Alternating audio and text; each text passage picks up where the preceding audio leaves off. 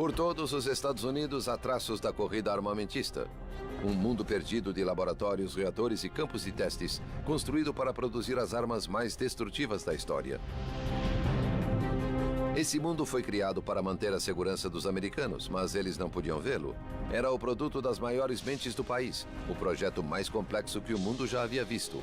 E por 40 anos foi mantido em segredo. Havia milhares de pessoas trabalhando na construção deste local. Contudo, nenhuma delas podia saber realmente o que estava acontecendo.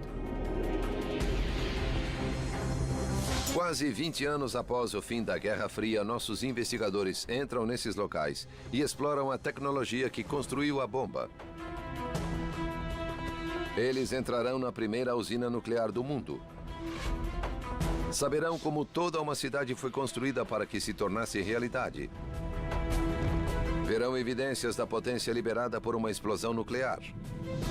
O propósito desse teste era responder uma pergunta muito básica. Qual o tamanho do buraco que se pode criar com uma arma nuclear? E terão acesso ao local onde a Terceira Guerra Mundial poderia ter começado. Daqui a 25 minutos, o alvo número 2 será apenas um buraco. Eles recriarão o mundo perdido das fábricas secretas da bomba atômica.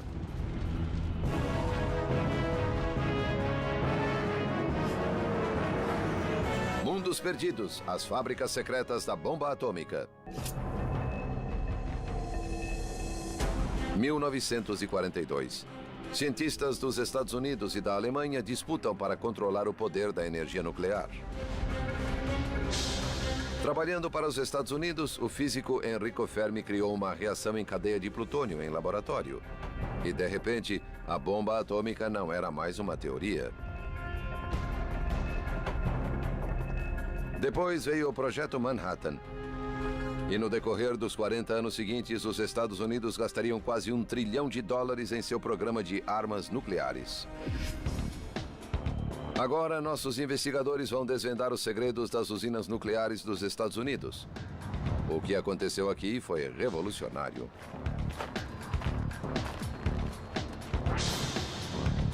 Beverly Gage é professora em Yale e especialista em história americana do século XX. Ela quer saber o que os militares construíram e como conseguiram manter o programa em segredo. Uau!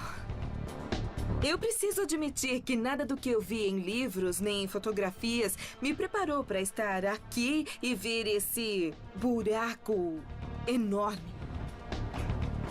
David Bradshaw é um engenheiro fascinado por energia atômica. Minha nossa! Ele quer entender como tudo aconteceu e entrar em um mundo que forçou os limites da tecnologia.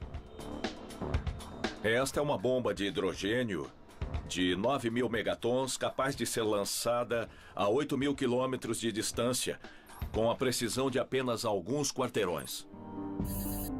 Em outubro de 1942, o governo requisitou um terreno em Hanford, no estado de Washington. Era para a construção de uma usina dedicada à produção de plutônio. E 1.700 quilômetros quadrados seriam usados na operação mais secreta da Segunda Guerra. Ela se tornou um dos maiores segredos da Terra. Beverly se encontra com Michelle Gerber para saber mais. Estamos aqui olhando para essa paisagem impressionante. O que é isso diante de nós?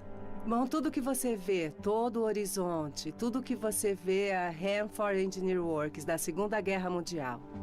Então, por que este local, entre tantos outros, foi escolhido para esse propósito muito particular? Este local tinha as características que eram perfeitas para as necessidades do Projeto Manhattan da Segunda Guerra Mundial. Para começar, tem o Rio Columbia. Historicamente, houve uma grande migração para cá graças ao rio. A Hanford Engineer Works veio para cá, porque este rio é muito poderoso. Ele podia fornecer a água para resfriar os reatores e suprir a energia através da geração de vapor para todas as necessidades desse local imenso. Mas não era só o rio. Os arquitetos do projeto sabiam que estavam tentando algo inovador e muito perigoso. Os morros que cercam o local formam uma barreira protetora. Se algo desse errado, a população talvez pudesse ser protegida do pior. Antes de Hanford se tornar uma cidade secreta, era o lar de 1.500 fazendeiros. Eles tiveram de ser removidos. Seu mundo também estava perdido. Esta escola secundária data de 1916 e está desocupada há mais de 60 de seus 90 anos. E a terra onde se encontra ainda tem acesso restrito. Atrás de mim está o Colégio Hanford, que é tudo que resta do vilarejo de Hanford. O prédio foi erguido em 1916 e você pode ver que é uma estrutura bem resistente. Ela atendia aos alunos da comunidade que a cercava. Quando o governo chegou aqui em 1942, todos nessas comunidades, todos os moradores tinham 30 dias para deixar suas terras. Muitos foram ressarcidos, mas o valor não foi muito alto.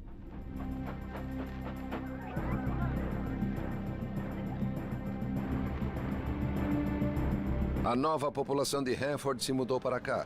Os registros dizem que vieram de mais de 700 cidades de todo o país.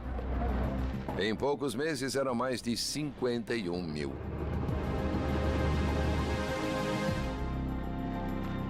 Eles faziam parte de um dos maiores projetos de construção de todos os tempos.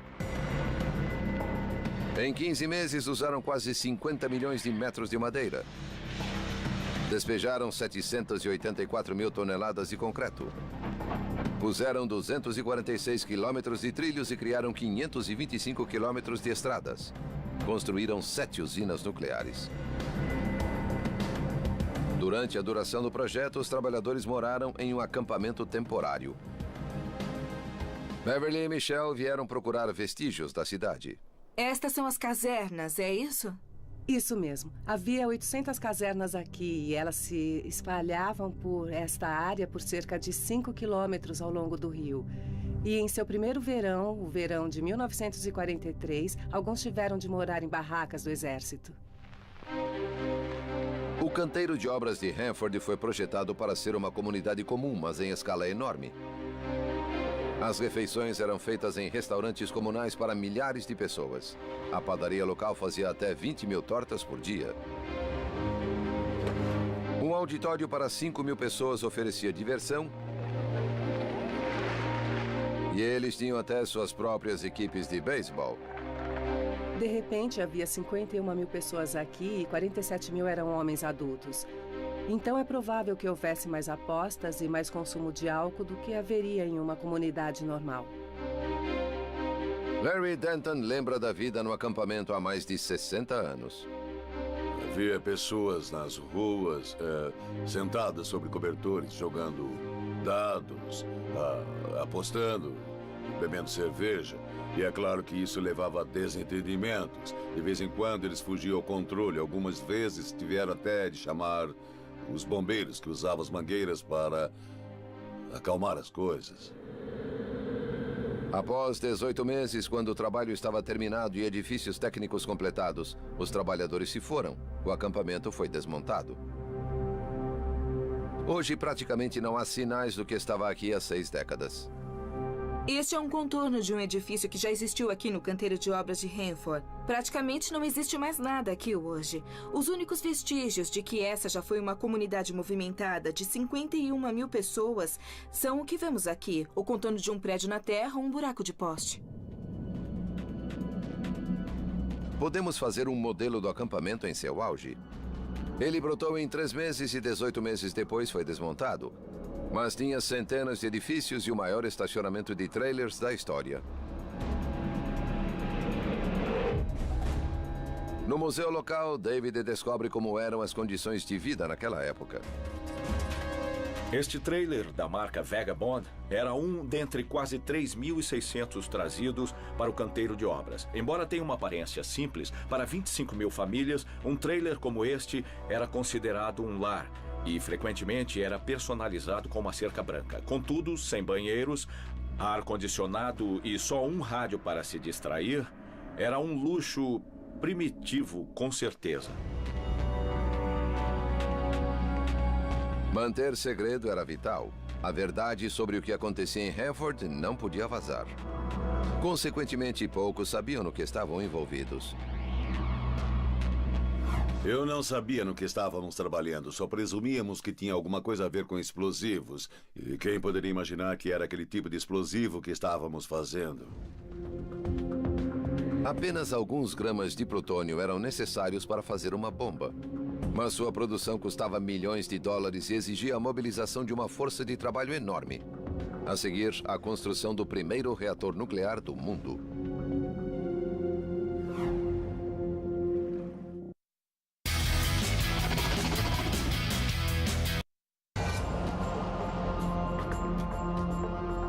Nossos investigadores estão em Hanford, Washington. Descobriram evidências da cidade que foi construída aqui na Segunda Guerra para 51 mil trabalhadores. Eles desenvolveram a infraestrutura necessária para criar uma bomba de plutônio. 554 edifícios técnicos foram construídos aqui durante a guerra, mas dentre todos eles, este era provavelmente o mais importante. Se chamava Reator B. Na corrida para desenvolver uma bomba nuclear, cientistas haviam descoberto a técnica da implosão. A teoria era de que, usando altos explosivos para forçar a fissão de um núcleo de plutônio, provocariam uma explosão nuclear gigantesca e devastadora. Eles calcularam que 4 quilos de plutônio teriam de ser fabricados. O processo seria perigoso, incrivelmente trabalhoso e totalmente sem precedentes. Essa era a tarefa do Reator B. Sua construção começou em 1943. Havia 3 desafios à espera dos engenheiros que construíram o reator. O primeiro era o curtíssimo prazo em que ele deveria ficar pronto. O segundo desafio era que, em certo sentido, eles não sabiam exatamente o que estavam fazendo. Ninguém jamais havia feito algo parecido antes. Então, até certo ponto, era uma construção muito experimental. O terceiro e grande desafio era o desafio do segredo. Havia milhares de pessoas trabalhando na construção deste local. Contudo, nenhuma delas podia saber o que realmente estava acontecendo. Havia muito em jogo. Se os engenheiros tivessem acertado os cálculos, estariam bem perto de produzir uma bomba funcional.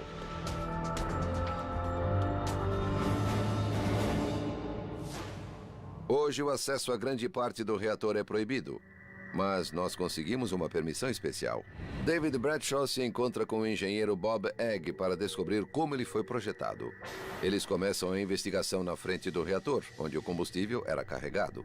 Esta é uma máquina de aparência incrivelmente complexa. O que os físicos e cientistas esperavam fazer aqui? David, o conceito original era converter urânio natural, que pode ser encontrado no solo, em um material novo feito pelo homem chamado plutônio 239. Então, eles pegavam o minério natural que ocorria na natureza, traziam para cá, refinavam um pouco e faziam essas barras que são o elemento combustível. E eram esses elementos combustíveis que eles colocavam dentro do núcleo do reator. Ok, então esta barra era colocada aqui neste reator?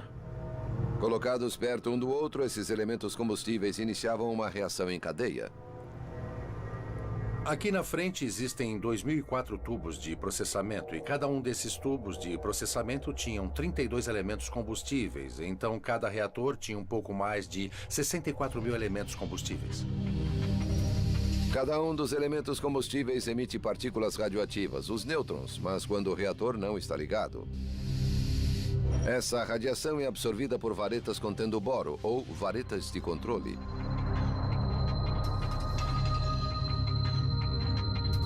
No início da reação, as varetas de controle são retiradas e as partículas emitidas pelos elementos combustíveis colidem umas com as outras. O resultado é uma reação em cadeia. E a partir dos átomos de urânio produz um material completamente novo, o plutônio. Essa era a teoria. Mas a maior preocupação prática era que a reação em cadeia podia ser tão potente e gerar tanto calor que provocaria uma explosão gigantesca. Os engenheiros precisavam de um jeito de resfriar o reator. A resposta óbvia era usar a água do Rio Columbia. Um dos principais motivos da escolha deste local foi o fato de que o Rio Columbia fica bem próximo e poderia fornecer a água, a grande quantidade de água de que esta máquina precisaria. Era preciso que uma quantidade de água enorme fluísse pelo reator para dissipar o calor. A água era bombeada a alta pressão através de cada um dos 2.004 tubos. A água do resfriamento passava apenas uma fração de segundo do início ao fim quando fluía por esses tubos. Então está dizendo que esta máquina usava 100 mil litros de água por minuto Sim. para resfriar o reator. É como encher uma piscina em 30 segundos. Sim. Quando o reator estava terminado e pronto para usar, o plano era começar com cautela. Em 26 de setembro de 1944, metade das hastes de processamento foi carregada com combustível e o reator foi ligado pela primeira vez. Mas os engenheiros ficaram decepcionados. A reação em cadeia não aconteceu como planejado. Parecia que os recursos que eles haviam reunido foram em vão. Então eles arriscaram, decidiram iniciar o reator à capacidade máxima com todas as hastes carregadas. Foi um salto de fé e foi recompensado. O reator B era funcional e logo os cientistas poderiam começar a colher o material mais valioso e mais perigoso da Terra, o plutônio. A era nuclear havia começado. Permitiram que eu entrasse nesta área, a parte de trás do reator B, uma área que membros do público nunca viram antes. Esta é a parte funcional do reator B. Elementos combustíveis que haviam sido inseridos no reator eram irradiados por 20 a 25 dias e depois eram ejetados altamente radioativos através de um tubo até uma piscina de água gigante mais abaixo. Contudo, apesar de toda essa tecnologia, todo esse poderio industrial, ainda assim apenas 1/10 de 1% de todos os produtos que passavam por esses tubos era o que os físicos e cientistas procuravam. E era o plutônio 239. Esse era só o início do procedimento. O plutônio ainda tinha de ser separado dos elementos combustíveis através de uma série de processos químicos altamente complexos. A produção de apenas alguns quilos de plutônio para armas gerava milhares de toneladas de dejetos tóxicos. Mas nos dias sombrios da guerra, isso não importava. Os americanos precisavam da bomba a qualquer preço. É em Hanford que você realmente consegue ter uma ideia do escopo e da escala do Projeto Manhattan. A produção de apenas um punhado de plutônio exigia centenas de milhões de dólares, instalações de produção enormes e o trabalho de mais de 100 mil pessoas que não faziam ideia do que estavam colocando no mundo. No dia 6 de agosto de 1945, uma bomba de urânio explodiu nos céus de Hiroshima. 3 dias depois, outro dispositivo acabou com Nagasaki. Foi a bomba que pôs fim à Segunda Guerra e foi feita com plutônio de Hanford.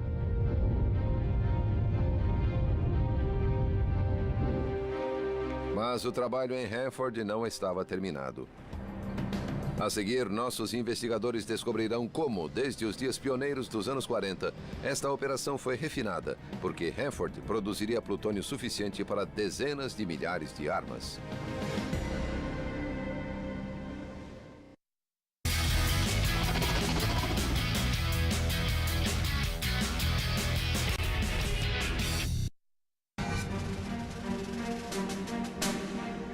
Hanford, Washington. Esta já foi uma das partes mais vitais da máquina militar americana. É uma paisagem dominada por vestígios da cidade oculta que um dia ocupou este local. Nossos investigadores descobriram como a bomba nuclear que caiu sobre Nagasaki foi feita de plutônio produzido neste local. Agora eles descobrirão como, durante a Guerra Fria, um outro mundo brotou aqui. Após o final da Segunda Guerra e das realizações extraordinárias do Projeto Manhattan, por algum tempo o ritmo de trabalho aqui diminuiu e então emergiu uma nova ameaça. Beverly Gage fala com Michelle Gerber, uma historiadora local. A Segunda Guerra Mundial chegou ao fim. E o que aconteceu a Hanford depois daquilo? Bom, durante a Segunda Guerra, 3 reatores foram construídos na área de Hanford, mas então a Guerra Fria começou em 1947 e rapidamente, em 8 anos, havia mais 6 reatores em Hanford. Então, neste local, havia um total de 9 reatores distantes a 19 quilômetros um do outro. E não existia nenhum outro local como esse na face da Terra. Já que era preciso produzir mais plutônio para alimentar o aumento do arsenal nuclear americano, Hanford, com o pujante Rio Columbia passando pela cidade, era o local perfeito para mais uma série de reatores. Beverly decide subir o Rio Columbia para ver as relíquias deste surto de construção na era da Guerra Fria.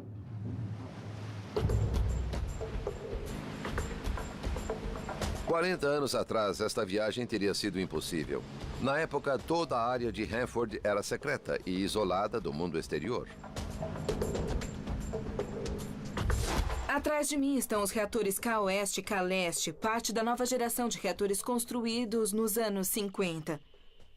Como você pode ver, eles são um monumento à Guerra Fria esculpida na paisagem americana. Um reator atrás do outro. Este era um local essencial na corrida frenética em busca do desenvolvimento de tecnologia, recursos e capacidade de produção que foram uma parte tão integral da história da Guerra Fria. A tecnologia avançou com uma velocidade extraordinária. O reator B havia batalhado para produzir plutônio para 3 dispositivos. Menos de uma década depois, 12 reatores produziam o suficiente para fazer dezenas de milhares de ogivas. A cidade de Hanford era vital para o interesse nacional, e isso a tornava vulnerável. Nos anos 50, à medida que o poderio nuclear soviético começou a ameaçar os Estados Unidos, e Hanford se tornou um alvo graças ao seu papel na produção dos materiais nucleares vitais para o arsenal americano. Ninguém podia saber ao certo as consequências de um ataque aéreo em Hanford, mas era claro que medidas defensivas deveriam ser tomadas. Michel Gerber mostra a David uma instalação que estava ativa há 40 anos. Com seu conhecimento de engenharia militar, ele foi capaz de interpretar o que viu e pode descrever como o local funcionaria. Estou em cima do abrigo de um míssil Nike, o H-52L. E esse local funcionava assim. Depois do alerta, uma equipe que trabalhava em turnos 24 horas por dia teria carregado um míssil Nike em um elevador.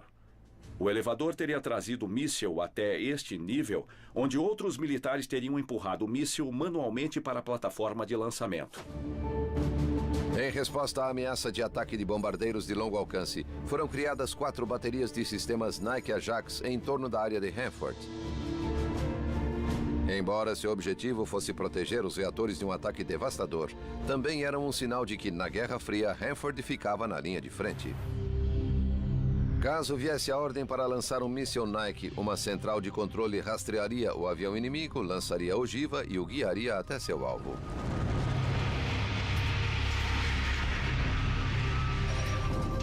Nos anos 50, essa era uma tecnologia de ponta.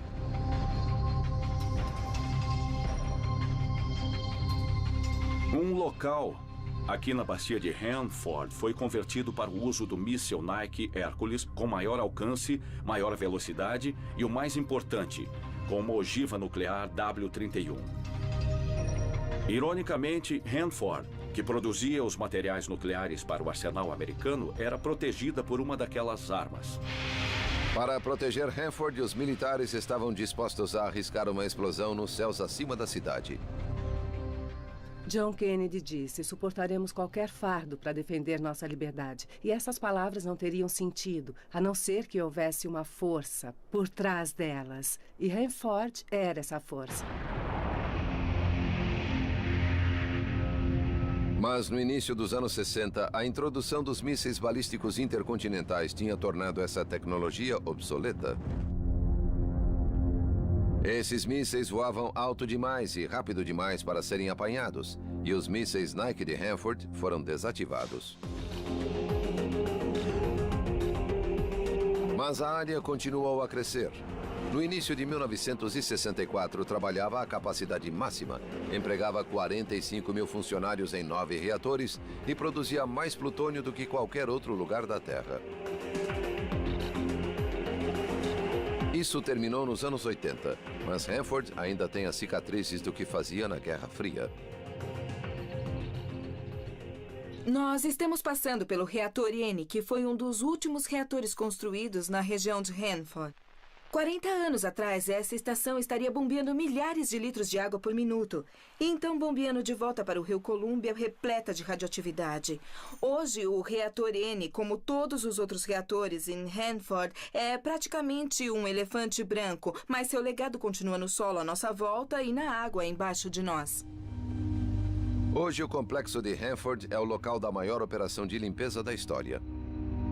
Mais uma vez, milhares de pessoas estão trabalhando aqui. Desta vez para tentar prevenir uma contaminação adicional do rio Columbia. Mas muitos dirão que o que aconteceu aqui foi necessário, importante e que valeu a pena. A Guerra Fria foi uma guerra real. Foi a guerra mais cara e mais longa da nossa nação. E só porque terminou em total silêncio não quer dizer que não foi significativa nem decisiva para a nossa história. Agora, este campo de batalha em Hanford é tão significativo quanto o campo de batalha de Gettysburg. E este lugar, com suas unidades do exército e sua produção militar de plutônio, deu força às palavras dos presidentes daqueles anos. Essa força tomou a forma da energia mais destrutiva que o mundo já havia visto. A seguir, o local onde o poder da bomba atômica foi demonstrado pela primeira vez, a área de testes de Nevada. Esse mundo perdido, dedicado à arte da destruição, testemunhou mais de 900 testes nucleares.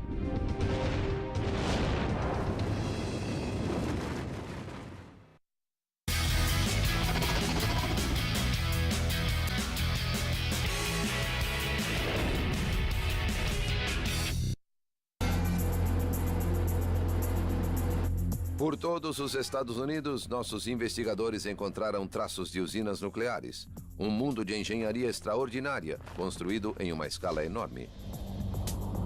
Descobriram que na Guerra Fria, o plutônio usado para fazer milhares de bombas foi produzido em Hanford, no estado de Washington.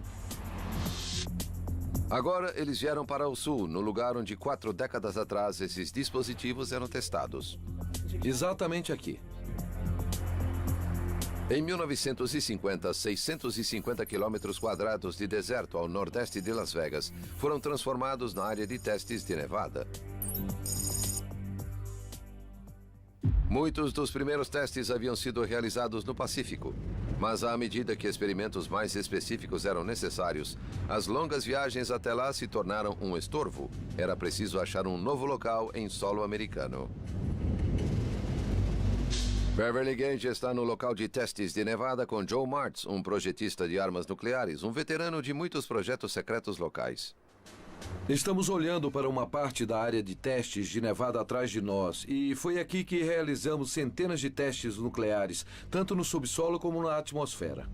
E 2 tipos principais de testes eram feitos aqui. Um era para o desenvolvimento de armas, em que você refina os detalhes do design. O outro eram testes de efeitos de armas, nos quais se usa a arma para criar efeitos, calor, explosão e choque, que você depois testava em outras coisas, como casas e equipamentos militares, para determinar se sobreviveram. Em 1951, o exército criou o acampamento Desert Rock, uma base para 10 mil soldados. Sua tarefa era ver se havia lugar para armas nucleares em um campo de batalha convencional. Elas poderiam ser empregadas com forças de terra? Aqui ainda existem traços dos exercícios realizados na área de testes. Neste momento, estou descendo para uma das trincheiras, onde, em 1955, várias centenas de soldados teriam ficado. E qual era o seu objetivo? Eles deveriam ficar agachados nas trincheiras e esperar a nuvem em forma de cogumelo surgir. Depois disso, a explosão passaria por sobre a cabeça deles. Eles deveriam se levantar, sair das trincheiras e andar na direção da nuvem.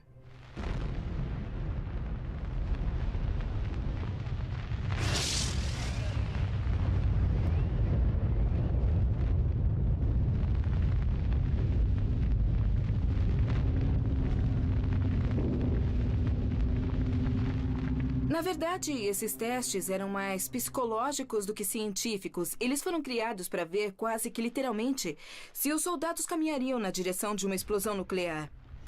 E nos anos 50, esse não era apenas um exercício hipotético. De fato, durante a Guerra da Coreia, houve muitas discussões sobre se essa nova arma, essa nova geração de armas nucleares, poderia de fato ser usada de alguma maneira em um campo de batalha convencional.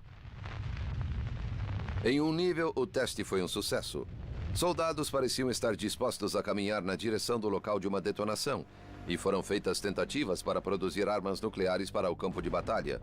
Mas estava claro que o principal propósito dessas armas era causar destruição por uma área enorme. Em 1955, os militares iniciaram uma série de testes para observar os efeitos de explosões nucleares em estruturas civis. Jornalistas foram convidados para observar. O local desses testes foi chamado de Cidade da Sobrevivência.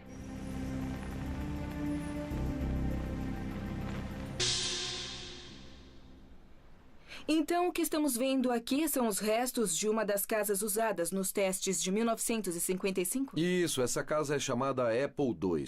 Foi uma das estruturas construídas para sobreviver a um teste com uma bomba detonada a cerca de 2.000 metros naquela direção. A intenção era calcular o que aconteceria se bombas nucleares caíssem nos Estados Unidos.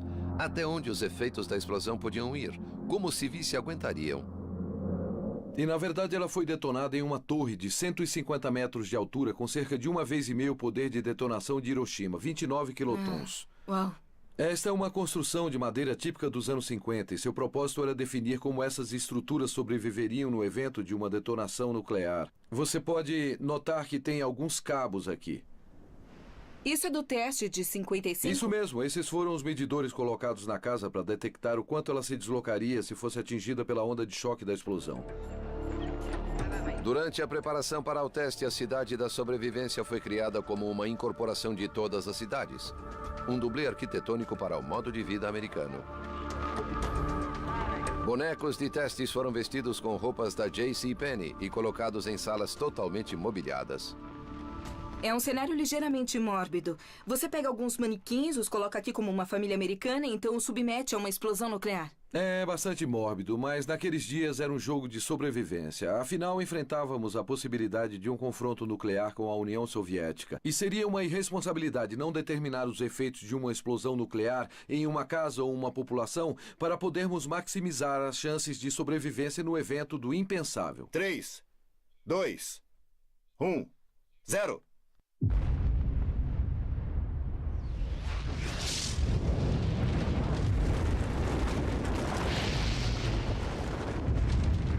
As estruturas que ficavam até 1.600 metros da explosão foram vaporizadas instantaneamente, mas esta casa teve apenas danos leves.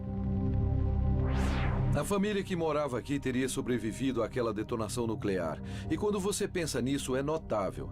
Esta casa fica a menos de 2.000 metros de uma detonação nuclear de 29 quilotons. E o pior que aconteceu aqui foi que a chaminé se deslocou um pouco.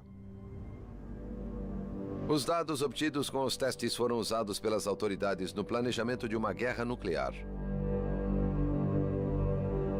Uma das ferramentas mais importantes que surgiu como resultado de testes em estruturas como esta foram gabaritos analógicos simples, que foram distribuídos por todo o país, para que as autoridades da Defesa Civil pudessem calcular tanto os efeitos quanto as medidas em potencial necessárias para remediar uma detonação nuclear. Por exemplo, esta casa está a 2.000 metros do Marco Zero, que foi uma detonação de 29 quilotons. Então, podemos localizar a potência, 29.000 quilotons, o alcance, neste caso 2.200 metros. Alinhamos esses dois números e então podemos determinar que a pressão exercida sobre a casa foi cerca de 3.100 kg por metro quadrado. Dava apenas para sobreviver.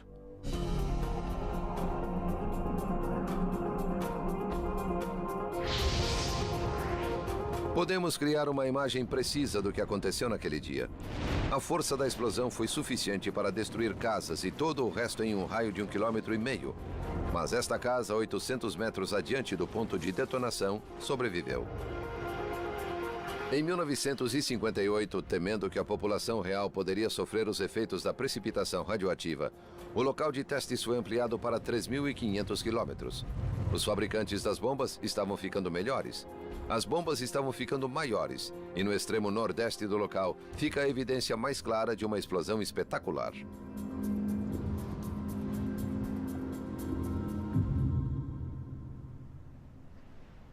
Uau! Eu tenho que admitir que nada do que eu vi em livros nem em fotografias me preparou para estar aqui e ver esse buraco enorme. O que aconteceu aqui? Esta é a cratera Sedan. O propósito desse teste foi responder uma pergunta muito básica. Qual o tamanho do buraco que se pode criar com uma arma nuclear? O propósito era pacífico. Fazer engenharia civil, escavar enseadas ou canais com armas nucleares. Isto aqui foi criado por uma detonação de 105 quilotons. Foi 5 vezes maior do que a bomba de Hiroshima. Ela detonou com uma força equivalente a mais de 90 milhões de quilos de explosivos. De uma borda a outra, o buraco tem cerca de 400 quilômetros de diâmetro e um pouco mais de 90 metros de profundidade.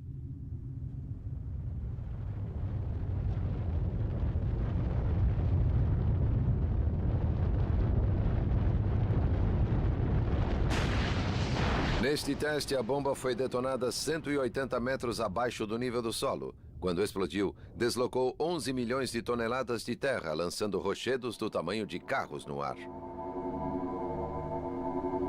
Estranhamente, este lugar parece mais ameaçador do que qualquer um dos outros que já vimos. E realmente dá a você uma ideia da potência das armas nucleares. E também dá a você uma ideia, eu acho, do motivo de haver tanta oposição aos testes nucleares acima do solo nos anos 50 e 60. E, de fato, em 1963, apenas um ano depois dessa cratera, houve a proibição dos testes nucleares atmosféricos. Esse tratado foi feito para limitar a disseminação da radiação e para diminuir a velocidade da corrida armamentista da Guerra Fria. Mas por todo o deserto há restos dos experimentos que aconteceram aqui, cada um servindo para demonstrar e aumentar o poder destrutivo dessas armas. A seguir, nossos investigadores adentram um local que já foi o lugar mais mortífero da Terra. Um silo de mísseis congelado no tempo, do qual, no evento de um ataque, os Estados Unidos estavam preparados para lançar a arma mais potente já construída.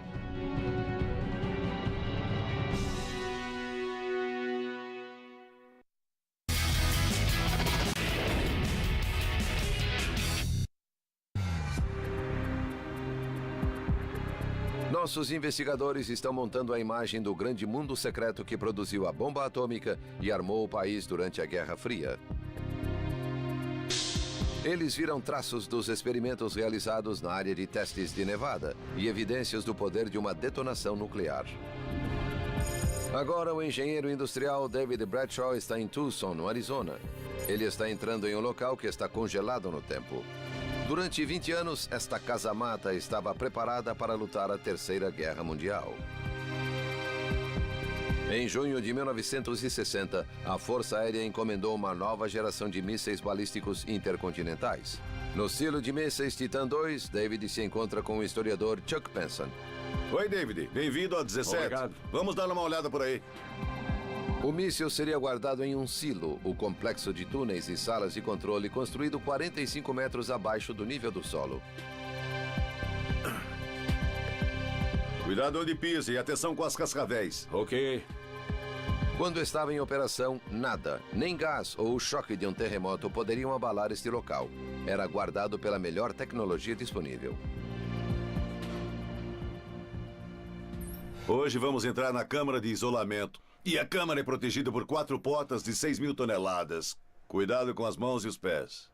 Então, qual é o propósito dessa câmara? A câmara de isolamento liga a equipe e o centro de controle, o míssil e o silo e o mundo exterior. Ele liga todas essas 3 partes. Vou mostrar onde estamos nestas plantas. Descemos pelo portal de acesso bem aqui e agora estamos na câmara, nesta área. Mais precisamente entre as portas 8 e 9 da câmara.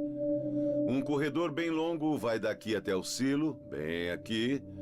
E da outra direção vem um corredor curto que leva ao centro de controle, bem aqui. Uma das prioridades dos engenheiros era evitar um lançamento de mísseis acidental a todo custo. O silo tinha de ser protegido contra qualquer movimento repentino no solo, que podia ser causado por um tremor de terra ou uma explosão. Uma das coisas mais incríveis sobre todo esse complexo é que ele é a prova de choque. E o que isso significa é que molas de todas as formas e tamanhos, cabos flexíveis, pistões, carretéis com molas e amortecedores protegiam todo esse complexo. Tudo era a prova de choque, incluindo esta simples lâmpada. David conseguiu acesso especial a todos os 8 níveis do silo. É no nível mais baixo que eles entendem claramente como essa arma funcionava.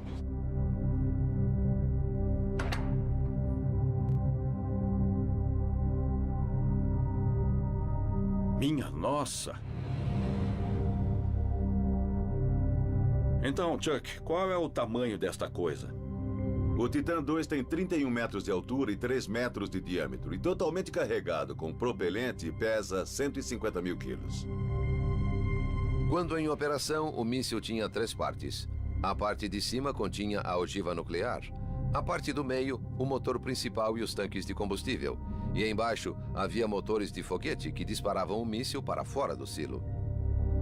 O que aconteceria aqui se ligássemos essa coisa? Ficaria bem quente e bem claro, muito de repente. Desde a virada da chave, o que acontece é que a porta de 760 toneladas do silo desliza e estes bancais aqui e aqui se travariam, transformando isto em uma plataforma estável. É? E a água usada para suprimir o ruído encheria o fundo do silo. Ela ajuda a abafar o som do motor quando o motor é ligado. Embaixo do motor? Isso mesmo. O motor é ligado, alguns segundos depois as travas explosivas são detonadas e então o míssil alça voo. Então, esse processo demora quanto tempo? Da virada da chave até a decolagem, 58 segundos. Havia tanta potência liberada na hora do lançamento que precauções especiais foram tomadas para preservar a estrutura do silo e da ogiva. Os motores do Titan II são tão barulhentos que depois de ligado, se não houver uma medida preventiva, só a sua vibração poderia fazer o míssil desmontar. Então, para evitar isso, os engenheiros forraram todo o interior do duto de lançamento com estas chapas acústicas. Elas são iguais àquelas encontradas no teto dos escritórios, mas têm 30 centímetros de espessura e seu miolo é de fibra de vidro, cobertas com um revestimento de alumínio. Isto foi projetado para literalmente absorver o som dos motores e evitar que as ondas danifiquem o míssil. David quer descobrir exatamente como era o procedimento de lançamento. Ele se encontra com a antiga comandante de equipe, Yvonne Morris. Fui designada para esta área de 1980 a 1984. Fazia parte de uma equipe de combate de mísseis Titan II. E o nosso trabalho era manter o local operacional. Na época, ela seria pessoalmente responsável por qualquer lançamento de míssil. Este é o centro de controle de lançamento e daqui a equipe pode ver tudo o que acontece em torno da área. Protocolos de segurança significavam que ninguém podia trabalhar sozinho em qualquer parte do complexo. São necessárias 2 chaves para alcançar o míssil. E como isso funciona? Bom, vá até ali ao lado esquerdo daquele mostrador, embaixo dele. Aqui? É. Bem aqui? Essa é a chave de lançamento do assistente do comandante de equipe. Você precisa girar a sua chave ao mesmo tempo em que eu giro a minha para poder iniciar a sequência de lançamento. Então você me daria o comando e trabalharíamos juntos e giraríamos as chaves ao mesmo tempo. Seria exatamente isso que faríamos. E não tem faríamos. jeito de eu girar as 2 chaves porque elas ficam longe uma da outra. O comando estratégico aéreo tinha sua própria filosofia. 2 ações para um resultado. 2 chaves, um lançamento. A ordem para lançar teria vindo do comando central na forma de um código. Mas como Yvonne demonstra, o procedimento de lançamento dependia das ações de apenas 2 indivíduos. Pronto. 3, 2, 1. Gire. 5, 4, 3, 2, solte. Ok, agora iniciamos uma coisa que não podemos parar. A autorização de lançamento significa que temos o código certo e a válvula vai se abrir. Quando a luz ABS acender, significa que o míssil está por conta própria. E a porta do silo começou a se abrir, mas não podemos ver isso aqui embaixo. Depois, as travas são acionadas e as hélices do motor do primeiro estágio serão acionadas. O motor será ligado e uma campainha nos avisará que temos fogo no tubo de lançamento. E depois teremos a decolagem. Daqui a 25 minutos, o alvo número 2 será apenas um buraco. Uma vez que o míssil deixasse o silo, não haveria nada que a equipe pudesse fazer. Em poucos minutos, ele estaria viajando a mais de 25 mil quilômetros por hora. Mas a ordem de lançar nunca veio. Hoje, o míssil está desativado e é uma atração turística. É um lembrete do estado de prontidão permanente dos Estados Unidos durante a Guerra Fria. Este é o produto final do complexo industrial militar do nosso país. Uma ogiva de 9 megatons.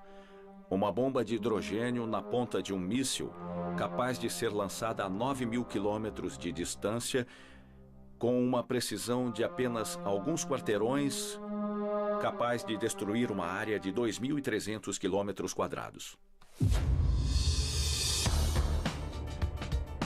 À medida que a Guerra Fria foi chegando ao final, essas estruturas foram consideradas obsoletas. Todos os outros silos de Titan II foram destruídos, de acordo com os tratados de redução de armas. Os reatores do complexo de Hanford cessaram a produção de plutônio para armas. E uma proibição mundial pôs fim aos testes nucleares em Nevada. Mas por todos os Estados Unidos, os vestígios desse programa ainda podem ser encontrados. Eles são o legado da maior corrida armamentista de todos os tempos, que por 40 anos ameaçou destruir o mundo todo.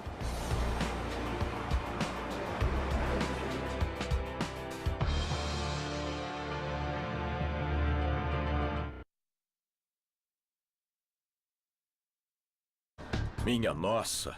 Ele quer entender como tudo aconteceu e entrar em um mundo que forçou os limites da tecnologia. Esta é uma bomba de hidrogênio de 9.000 megatons, capaz de ser lançada a 8.000 quilômetros de distância, com a precisão de apenas alguns quarteirões. Em outubro de 1942, o governo requisitou um terreno em Hanford, no estado de Washington. Era para a construção de uma usina dedicada à produção de plutônio. E 1.700 quilômetros quadrados seriam usados na operação mais secreta da Segunda Guerra. Ela se tornou um dos maiores segredos da Terra. Beverly se encontra com Michelle Gerber para saber mais. Estamos aqui olhando para essa paisagem impressionante. O que é isso diante de nós? Bom, tudo que você vê, todo o horizonte, tudo que você vê é a Hanford Engineer Works da Segunda Guerra Mundial. Então, por que este local, entre tantos outros, foi escolhido para esse propósito muito particular? Este local tinha as características que eram perfeitas para as necessidades do Projeto Manhattan da Segunda Guerra Mundial. Para começar, tem o Rio Colômbia. Historicamente, houve uma grande migração para cá graças ao rio. A Hanford Engineer Works veio para cá, porque este rio é muito poderoso. Ele podia fornecer a água para resfriar os reatores e suprir a energia através da geração de vapor para todas as necessidades desse local imenso. Mas não era só o rio. Os arquitetos do projeto sabiam que estavam tentando algo inovador e muito perigoso. Os morros que cercam o local formam uma barreira protetora. Se algo desse errado, a população talvez pudesse ser protegida do pior. Antes de Hanford se tornar uma cidade secreta, era o lar de 1.500 fazendeiros. Eles tiveram de ser removidos.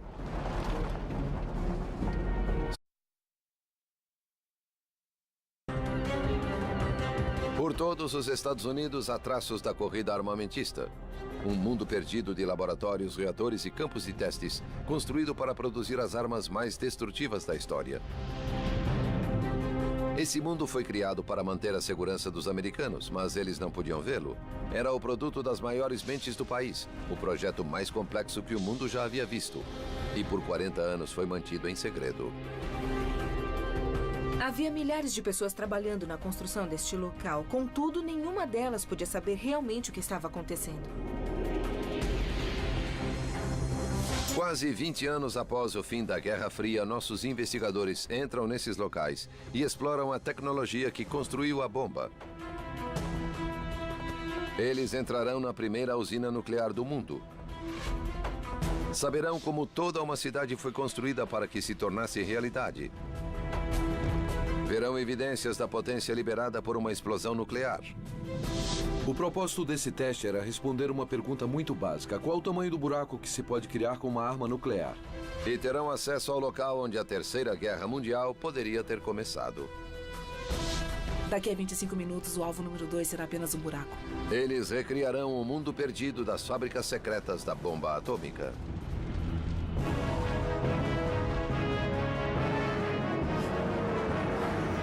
Mundos Perdidos, as fábricas secretas da bomba atômica. 1942. Cientistas dos Estados Unidos e da Alemanha disputam para controlar o poder da energia nuclear. Trabalhando para os Estados Unidos, o físico Enrico Fermi criou uma reação em cadeia de plutônio em laboratório. E, de repente, a bomba atômica não era mais uma teoria. Depois veio o Projeto Manhattan. E no decorrer dos 40 anos seguintes, os Estados Unidos gastariam quase $1 trilhão em seu programa de armas nucleares. Agora, nossos investigadores vão desvendar os segredos das usinas nucleares dos Estados Unidos. O que aconteceu aqui foi revolucionário.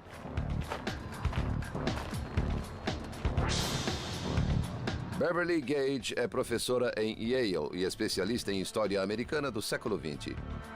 Ela quer saber o que os militares construíram e como conseguiram manter o programa em segredo. Uau! Eu preciso admitir que nada do que eu vi em livros nem em fotografias me preparou para estar aqui e ver esse buraco enorme. David Bradshaw é um engenheiro fascinado por energia atômica.